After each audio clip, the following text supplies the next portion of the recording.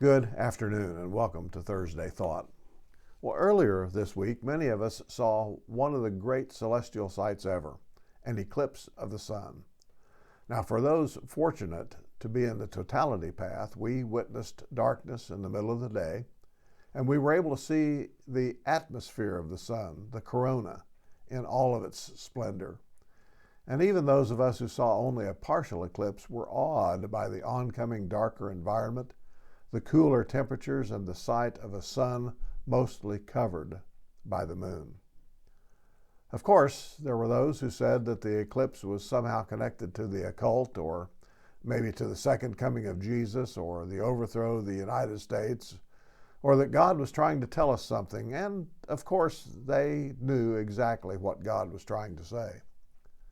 Well, I'm not buying any of that. Eclipses have been happening for millennium after millennium, and should the universe survive in its present state, will continue to happen for many more. It's what's called a natural phenomenon. That is, it happens because of the way the universe is wired. It's like a transit of the planet Venus across the face of the sun, which I also witnessed some years ago, or an eclipse of the moon, or the appearance of a comet, or maybe the conjunction of heavenly bodies. These things happen because of the way the universe is ordered, and because the laws of physics are what they are, not because of some attachment to the occult or some other rationale. Good luck, though, in trying to convince some of that truth. Some folks are just so set on believing what they want to believe, regardless of the truth of the matter, that they create their own version of the truth. Alternative facts, if you will. Alternative facts, by definition, are those which have been proven to be false, either in part or in their entirety. They're spread, however, by people who are not concerned about truth, but rather are bent on spreading an agenda of some kind and will openly lie in order to do that. Now, the problem for these folks is that the message of truth is not changed into the message they want it to be just because they say so. Truth is truth, even if no one believes it. Truth stands on its own. It doesn't need anyone to help it prevail.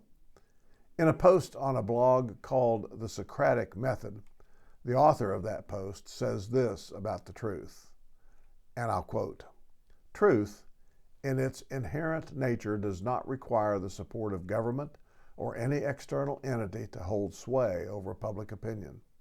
It is self-evident, resilient, and capable of prevailing against the waves of falsehood that may threaten to dislodge it." Unquote.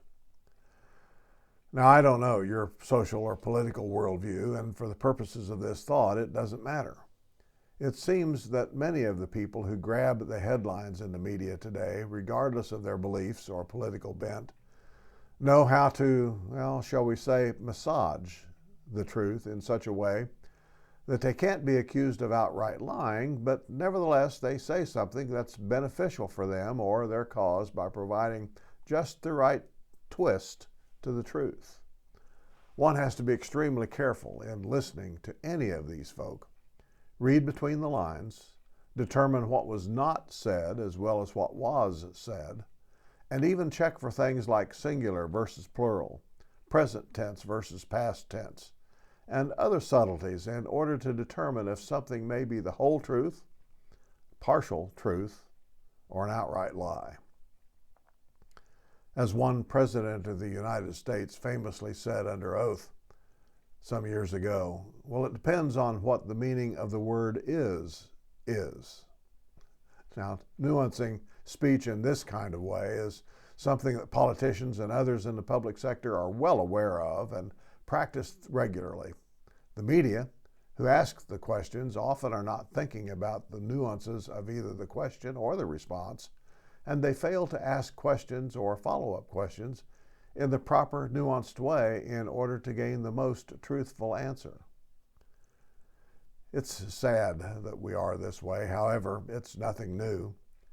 Humanity has been a lying humanity for millennia and will continue to be so as long as the lies work to our advantage. But you can change that in your corner of the world. Telling the truth, the whole truth, may be extremely difficult at times. Hearing the truth may go against your current worldview. However, telling the truth and aligning your worldview with the truth are the right things to do and must be done in order to preserve any sense of order and stability. Be a truth teller. Be a truth believer. Be a truth supporter.